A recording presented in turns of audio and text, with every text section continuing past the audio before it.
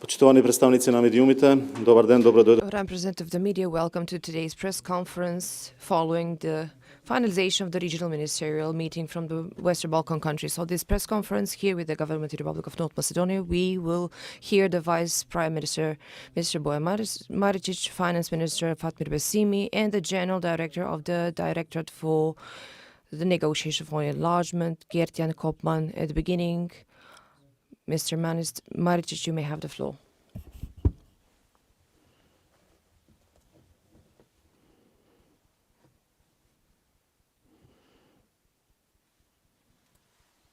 Thank you very much. Dear General Director for Negotiations for the Enlargement, dear Gert-Jan Kopman, dear colleague, Minister of Finance, dear Fatmir Besimi, dear Ambassador Geer, dear Representative of the EU Commission Matuela, dear representatives of the media. Today we had a fruitful discussion with our regional colleagues related with the recently published growth plan for the Western Balkan countries. The growth plan is the most ambitious mechanism of the EU Commission in the so far process for the integration of the Western Balkan countries into the EU, but in the same time it's a result of our long-term requests. We requested the EU to use the possibilities and benefits from the membership in the EU during the negotiation process. The plan envisages strengthening the reform in order to reach socio-economic convergence. This is for the first time when we have reserved funds for the reform, 6 billion euros for the Western Balkans, out of which 860 million for North Macedonia. Strengthening the rule of law and the basic laws are important for our way ahead to the EU, but also creating the fruitful environment to draw foreign investment and sustainable economic growth, reduction of the pollution, and the plan provides exactly this. In this sense, the Western Balkan countries are invited to prepare the reform agenda and to submit it in the term of 3 months in order to set the growth plan for the Western Balkan in partnership with the EU Commission. All the regional countries get a strong tool for conducting reforms of the European road towards this plan that will enable connectivity, support of the reforms, and financial support as grants and loans. Every Western Balkan country, strengthened by this support, becomes a strong chain in strengthening the connectivities on the regional market, in strengthening the core reform, and thus the access to additional financial assistance for the support of the reforms through the instrument for the reforms and the growth for the region. Dear citizens, dear present here, this plan is a specific financial and political investment of the European Union into North Macedonia and into other Western Balkan countries. This plan is deemed as an extended hand of the EU for strengthening our membership into the EU up to 2027, and now we have the chance to get this opportunity to continue to this road. We formed a national structure for development and implementation of this growth plan. And in the end, I would like to thank especially to the Minister Besimi and the Ministry of Finance for this process, leading this process, for the joint efforts to enable this conference for such a short time and to have a successfully making this plan functional. I give the floor to the Minister of Finance, Mr. Besimi.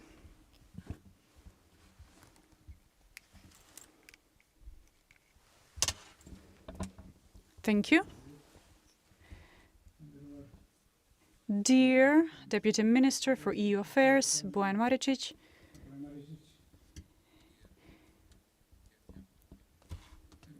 for DG NIR, dear Michaela Matuela, Director at DG NIR, Your Excellency Ambassador Geer, почитувани представници на медиумите.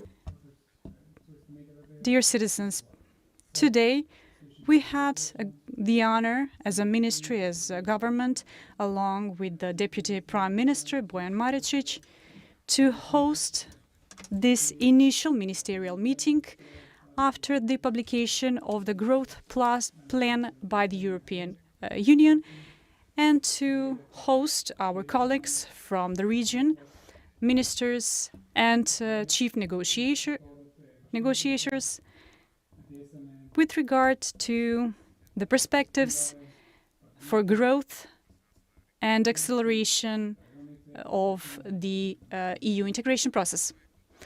This is a concrete step by the European Union, an extended hand, a signal of solidarity for our mutual interests, because this is a clear political message that the European Union sees as this region as a part of Europe. And how soon this will happen, we see how much we will accomplish with regard to the processes necessary for the EU integration.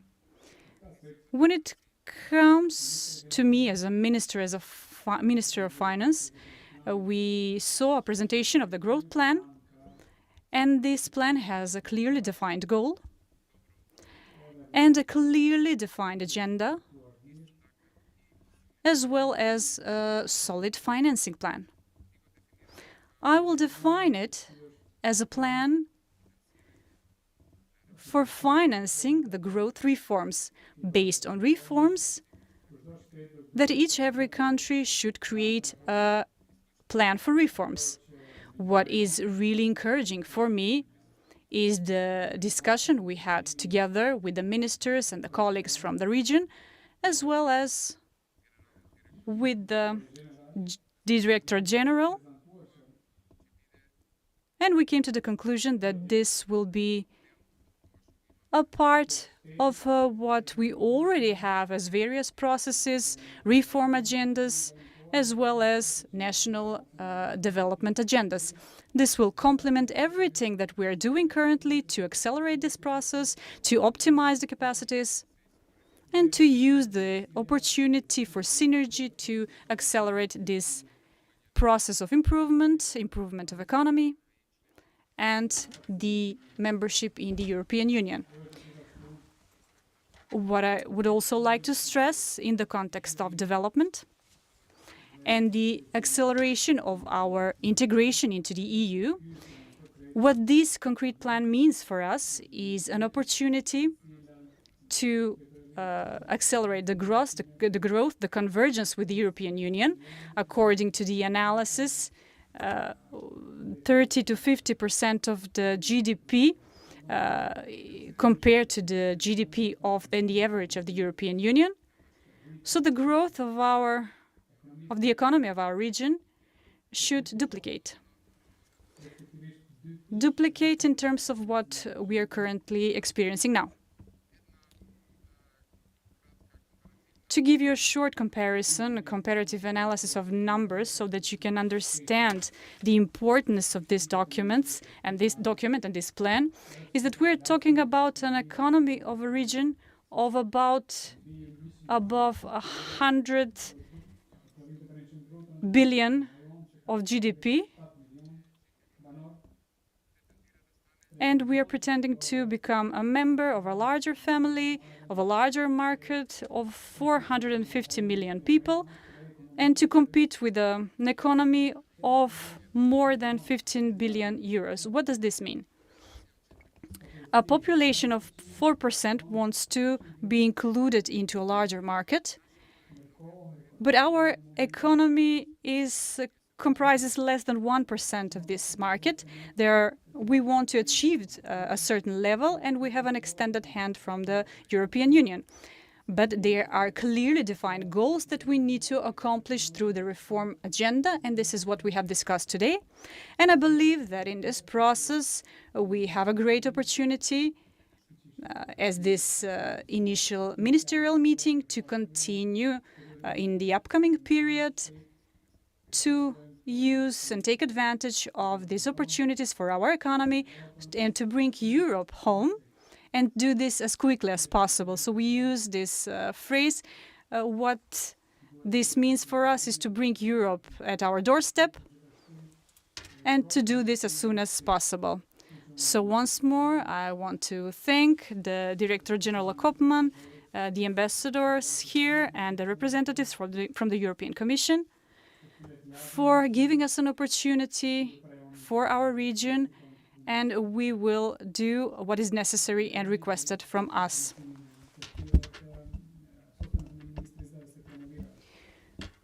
To promote the growth plan proposed by the European Commission for the countries of Western Balkan, this was a great opportunity for all of us to discuss about the opportunities provided by this plan.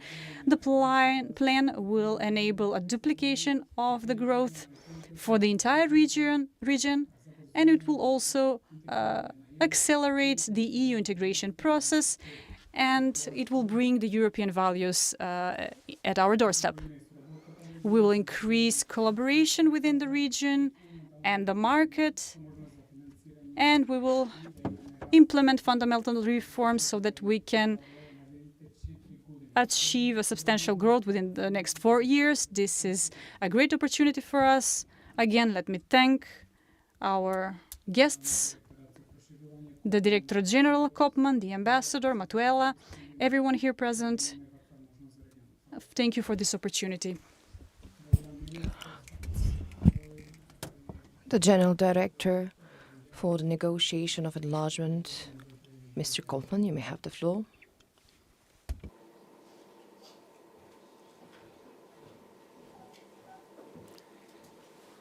Your Excellencies, dear Ministers, thank you so much for hosting this very important meeting and for giving us the opportunity to have an in-depth discussion on the growth plan that the Commission adopted just a week ago.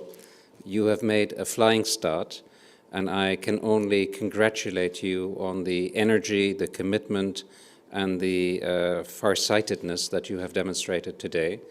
I think we had an excellent discussion with ministers from the region, facilitated by your government, which was, frankly speaking, even more productive than I had hoped for. As explained, the growth plan looks at doubling the size of your economies, or to translate it in very simple terms, at the moment the average income in the region is 6,000 euros per person. In 10 years' time, there should be 12,000 euros per person, just to make it very concrete. It does this through 3 things: by removing barriers, integrating you in our internal market, the single market, the biggest economic market in the world, by helping you integrate your markets amongst yourselves, by undertaking reforms and by undertaking investments, backed up by 6 billion euros of finance from the EU. So a very ambitious plan, and the energy that I saw today in the meeting to make this a reality is very promising. So thank you very much for that. There is still quite a lot of work to do, but we will continue the conversations in Brussels next week with the partner governments, and we have agreed to stay in very close touch. I would like to congratulate again the government of North Macedonia for this initiative. It shows a degree of energy, a degree of focus that is extremely precious. Let me conclude by saying that this growth plan will also accelerate your accession process. It's long overdue. We see with the reforms that you are planning that accession comes closer, and as the Minister said we want to bring Europe home. Well, the same is true. We want to bring the Western Balkans home. Thank you very much. Thank you very much. We have questions from the journalist Tamara for the Vice Prime Minister Maricic. You may have the floor.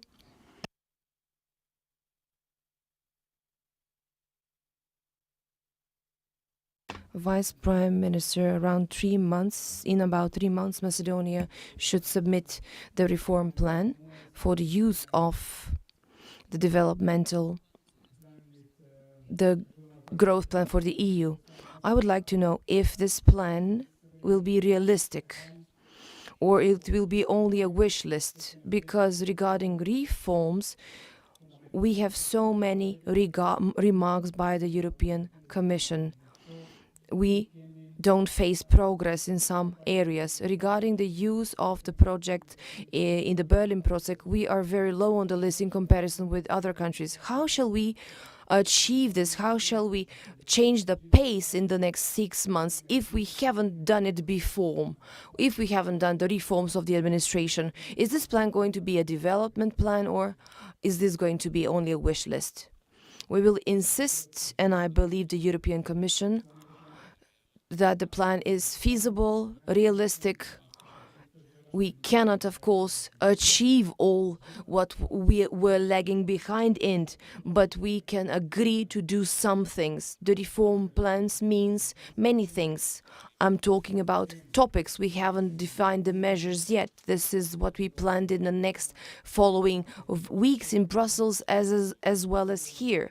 We will need to set the measures for the areas, but the areas cover both the reforms related to the financial system, the economic system, the infrastructure, the development of the countries, and the core values, what you mentioned, the rule of law and the judiciary. We will jointly define what we can do, and in the short while, in order to set a realistic plan that can be implemented. Of course, we don't need wish lists anymore. This is what we can do almost every day without the need to meet the obligations. We need a realistic plan that will materialize in the first 6 months, because this is not a 6 months process. This is a process that commences now. We need to show goodwill and determination to take the reforms a step up ahead. Of course, they will be based on indicators that are already for us. These are the screening process report. This is the progress report, and the remarks that are well familiar for us. But we need to define what we shall do in a certain time period. Of course, we cannot expect to solve all the lagging behind issues in 6 months. We need a realistic plan containing phases and steps that will gradually lead us to a success in the first phase. And the first phase should result in transfer of funds. There are so many questions coming from the colleagues. Please stick to the topic. Ivona? I would like to add on to the question of Tamara. We're talking about funds. When there are funds, there's corruption, and we are not dealing with corruption as good as we should. We are facing serious issues internally. So funds need to be transferred from the European Union, and we're still dealing with corruption. So I'm asking, what is the plan to reduce corruption? Because we know where there is money, there is corruption. So wherever there are politicians, there is also corruption. So what is the plan, the basic plan to reduce corruption, and how are you going to fight corruption? So far, we have faced situation when it comes to the aids received for the corona pandemic. And this was always tied to certain steps that we needed to take. For example, adopting a certain strategy. And this is not a new mechanism for us, and this is not a new mechanism on this level for us. So I believe that we have enough experience to implement certain measures that will be significant enough for the European Commission so that they can be certain and sure that we are going into the right direction, and that we will be able to accomplish them in a short term, so that they do not remain only a wish list. Whenever we are defining certain projects that are going to be financed within this plan, and their implementation will be under the control of the European Commission. So that is our best guarantee.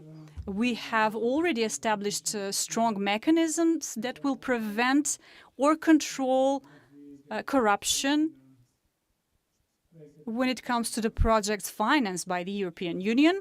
And wherever there have been doubts, we will put in efforts to put sanctions and deal with corruption. So these measures for fighting corruption will be part of this plan, and we will define them together. And control where money will be allocated, whether they will end in at the right place. We are making plans with the European Commission jointly, so we will prevent this from happening. And after the results are in, we will see how this unveils. Minister, we talk about this plan, the developmental plan.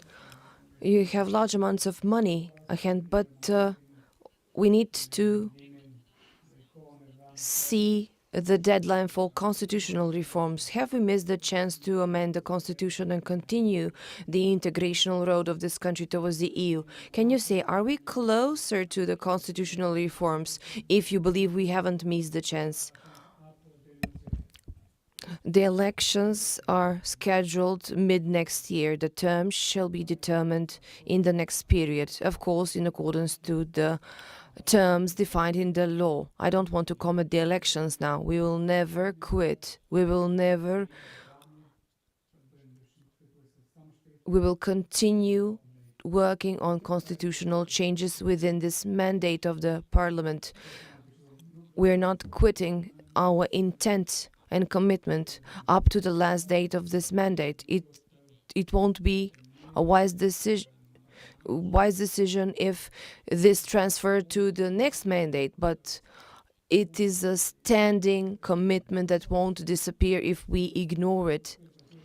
There are some MPs that believe that by ignoring this commitment that today may seem to them enormous, but during time we will need to understand that this was a very simple step.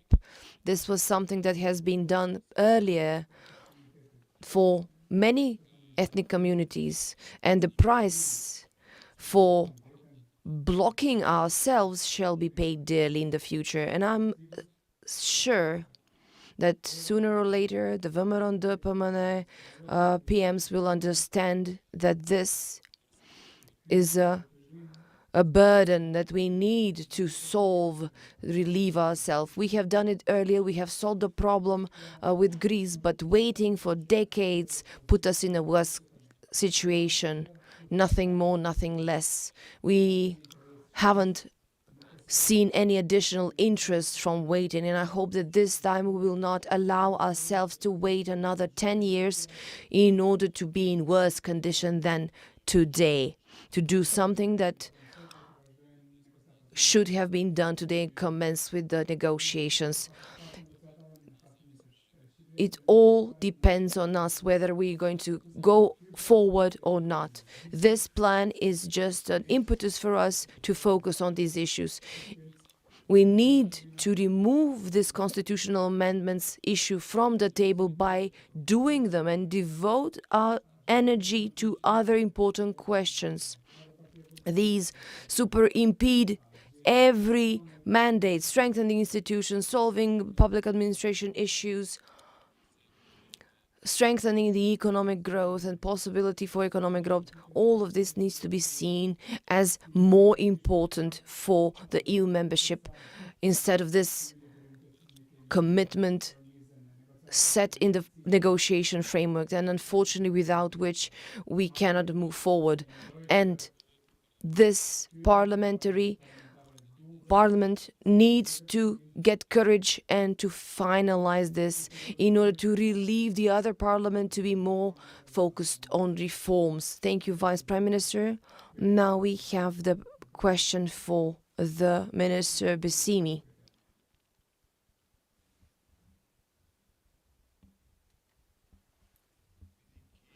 As the 2024 budget, we have the budgeting for the state officials, 78% enlargement increase of their salaries. If we change the necessary 7 laws and the salary should be returned to the previous level, what shall we do with those funds? 50 million euros. Should we rebalance the budget in the beginning of the year? Where will you relocate those funds? Realistically speaking, I expected a question regarding this plan, the topic of today. Of course, I will reply. I will answer your question. What I said during the presentation earlier, we haven't foreseen additional funds for additional growth of the salaries for the state officials in March of the next year. This is a governmental stand. Of course, all after the amendments, so we have a clear position of the policies of the government. I would like to avail myself of this opportunity because you set me a question and I'm on the stand now. I will tell a couple of important things regarding the plan.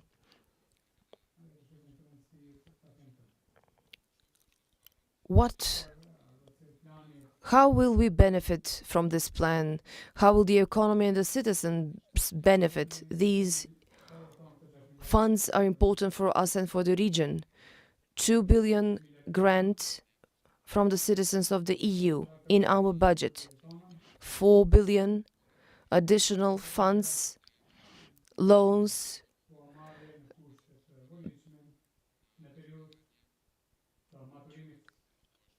in a very long payment period.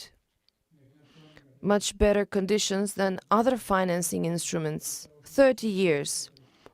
Very beneficial for us. Very, very beneficial to finance our growth and to give the opportunity for everything you asked as a question to be covered under the reform process. With the reform, we will budget this. We will analyze the budget. We will have a deadline, 6 months, in order to submit the plans to be assessed whether we meet the conditions for financing. This is the condition. Delivery of what we have promised as a reform and followed by assessment, confirmation of payment. If you look at the region through the Google map, it needs to be integrated in the growth plan.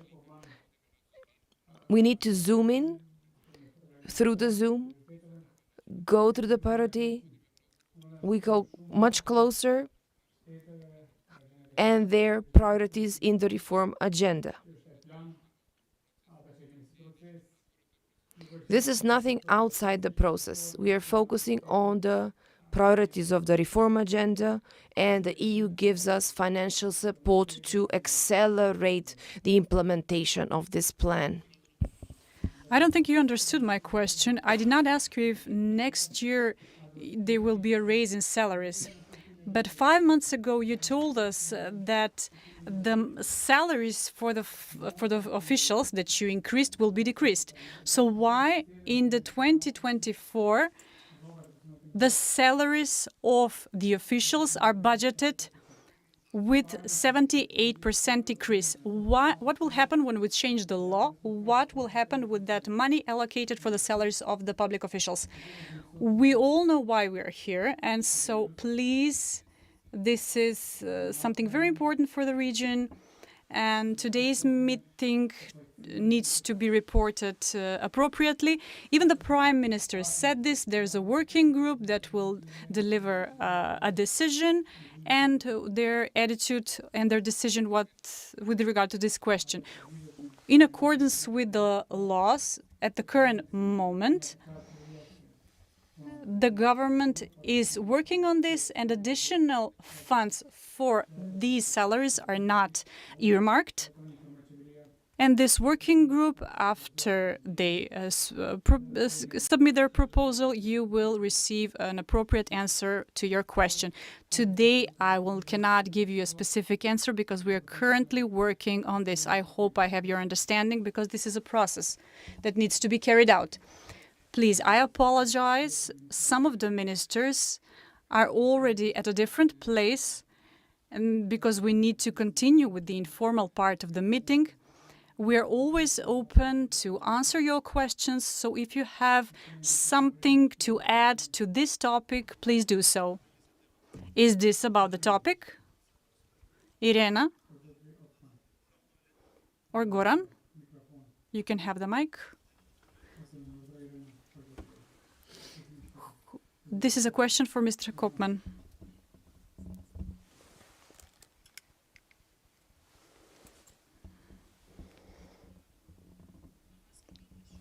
That's easier, yes, thank you. Thank you.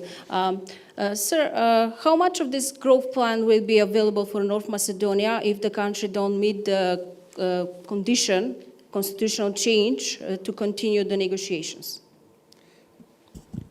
This growth plan is not conditioned on making the constitutional changes. Those are essential for the accession process. The reforms needed in the growth plan are to be defined, but they're not related to the constitutional changes. So the full envelope is available in principle, but let us be very clear, the reforms that are essential for the growth plan will need to be undertaken for the money to be released. So it is a different type of instrument than the instruments that are available to date for the region. Money only flows if reforms are completed. Those reforms will be proposed by the governments in their reform agendas, which will be approved by the European Commission. And we want them to be ambitious because we want the region to grow fast, we want the region to accelerate its integration process in the EU, and that's why these reform agendas are really important. Thank you. Благодарам за темата 21. Svetlana Unkovska, TV21. This is a question for Mr. Besimi.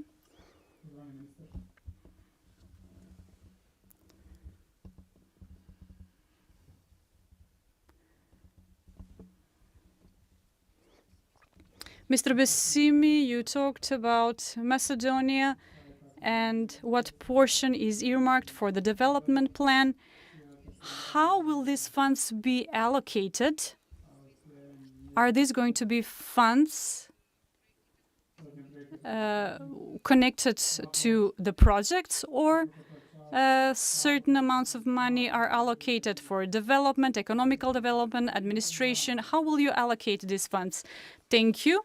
The same document defines the rules, how and where this money will be allocated. When it comes to the allocation, 50% of the funds allocated for the countries, 50% are for the budgetary support and 50% are for the infrastructural projects. From these 50% for the budget support, these are in accordance with the reforming agenda that will be determined by the countries' candidates, and it will be presented and adopted by the European Commission depending on how it is harmonized with the agenda for the EU integration. They will be every 6 months. We will report on what has been accomplished, and this will last for 4 years. If a country has not set the criteria, met the criteria, the country will be provided a certain timeline, deadline to do this, and we'll see who will carry out the reforms faster and who will not.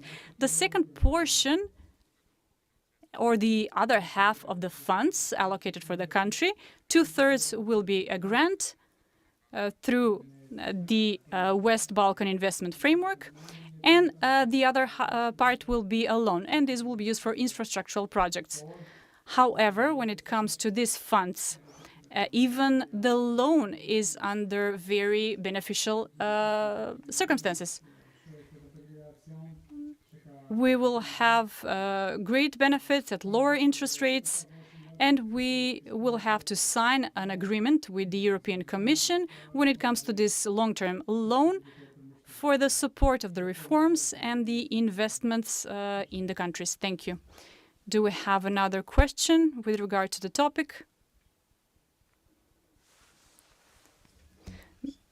This is a question about something that has been going around in the public opinion. We're talking about 1 billion euros that will be used, and the European Union does not know how to allocate these funds. The third portion, the budget support, is not defined which country will get how much money, and this depends on our application for these funds. First and foremost, I have not officially heard anything of this sort from the institutions. This has been explained by the European Commission. The process will be transparent, and depending on the size of the country, we'll see what the criteria will be. And the other factor is the GDP. Again, the process will be transparent. The important thing is that these are details, and the funds are allocated to the country as the country meets certain requirements, unlike other countries where programs where countries need to compete. These funds are allocated, but they're not guaranteed. If you do not meet the requirements, you're not going to be given the funds. We need to earn this money, so to speak, and to use the benefits. So this is the concept. When it comes to the amount, we don't have an official information with regard to this. When talk about budget support, we know you get money in the budget, and then the budget, you allocate budget funds for some projects. Are we talking about additional funds that go into the budget? And can we get tax alleviation in order to get salaries to unproductive expenditures or payment for some state officials? And with the last report for Macedonia, there was a hazard of financing the budget issues with the Corridor 8 and additional expenses, so we need to be very careful. Are these funds, is this money, can these money be used to cover some budget gaps or on some other unproductive matters spent? The EU grants us 100 million euros out of this, out of what we're talking about for microfinancial support. EU trusts our policies, our budgets and our reforms. We had an entire list of reforms that we need to implement for the micro-financial support. We have such a practice, and we will start doing this. Very similarly, we will determine the list of reforms. As we go along the list, they will deliver the funds for the budget support. With regards to the budget structure, if we're talking about the capital expenditures, please look back 10 years, back, the participation in any budget. I don't want to comment. You will all know, you're economic journalists, and you know what it means. 4 years, we are facing crisis after crisis, and we need to structure the budget enabling us the sustainable growth, a response to crisis, and financial fiscal consolidation. And this must be done 4 years in a row since 2020. This must be reflected eventually in the budget structure. I cannot hear the question. Apologies.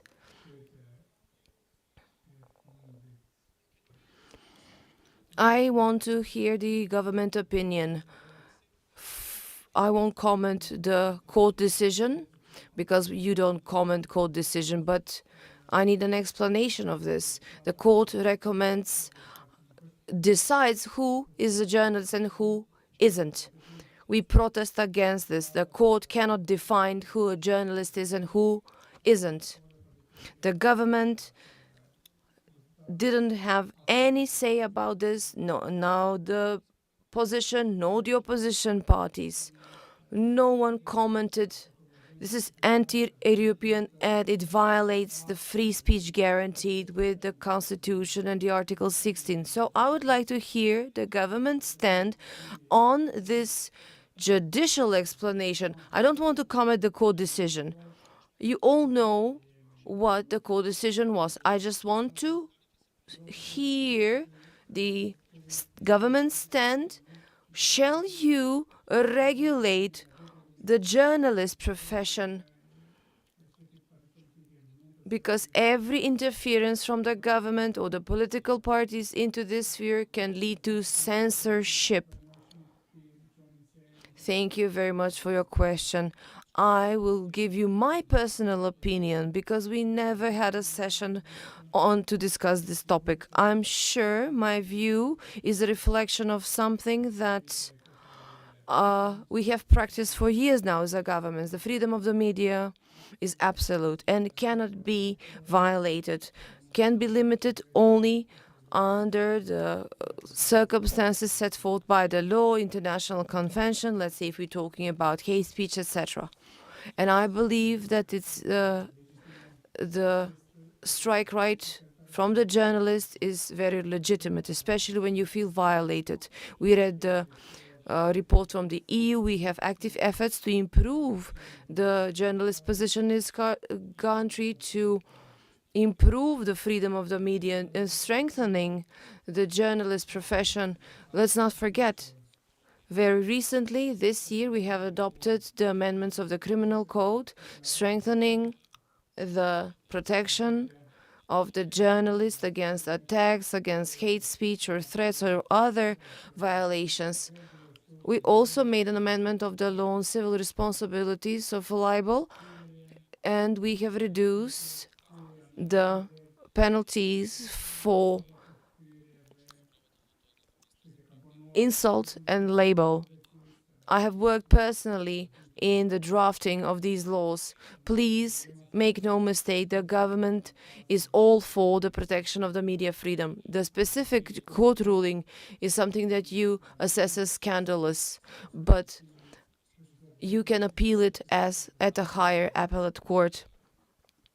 So my appeal is to the judges presiding on these cases to be very careful, to consult the European standards determined by the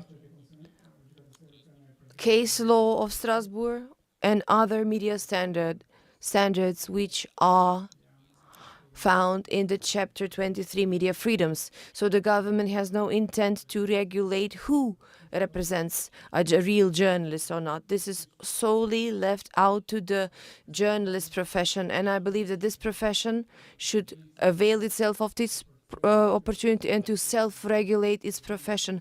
And this is how you will assist us, and if the journalists and their associations, the media profession believes they need legal amendments in order to strengthen the protection of the journalists and the media freedoms, and for the journalists to feel more protected, the government is ready to hear you, to talk with you, and of course to draft such amendments. So the freedom and the democracy are an absolute for this value, for this government, and we do not compromise in this.